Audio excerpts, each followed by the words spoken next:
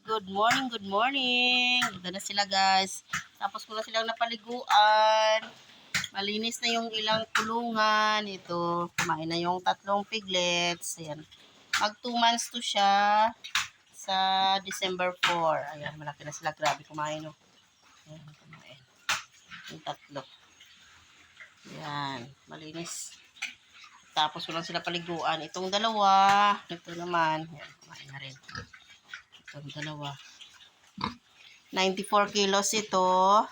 At saka 87. Ayan, itong 2 to. Ayan.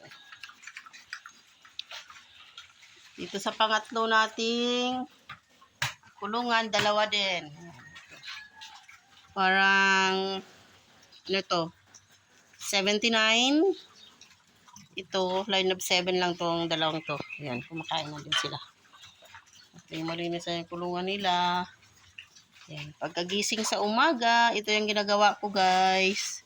Maglinis ako ng kulungan nila. Ayan, paliliguan ko sila.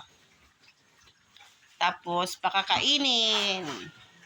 Yan, itong isa, oh, pahiga-higa na siya, oh. Oh, pusog na. Yun, nakahiga-higa na siya. Nakahiga na. Itong 2, kumakain pa.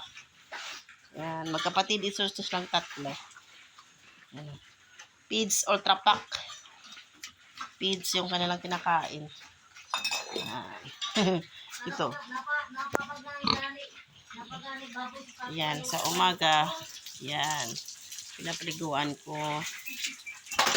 Sila. Umaga, tanghali, hapon, yan, sila maligo. At pakainin. Pakainin sila ng 3 times. Pinapaliguan yan sila. Nilinis yung kulungan. Ayan. Magastos sa tubig. Ang laki ng aming water bill. Kasi everyday yan sila maliligo. Umaga, tanghali, at saka hapon. Bago mo sila pakainin, yan, paliguan sila. Kaya nakakatuwa sa umaga. Ito yung ginagawa ko pag morning. Yan. Maraming salamat po. Thank you so much guys. Good morning and God bless everyone. Ito yung ating mga alaga.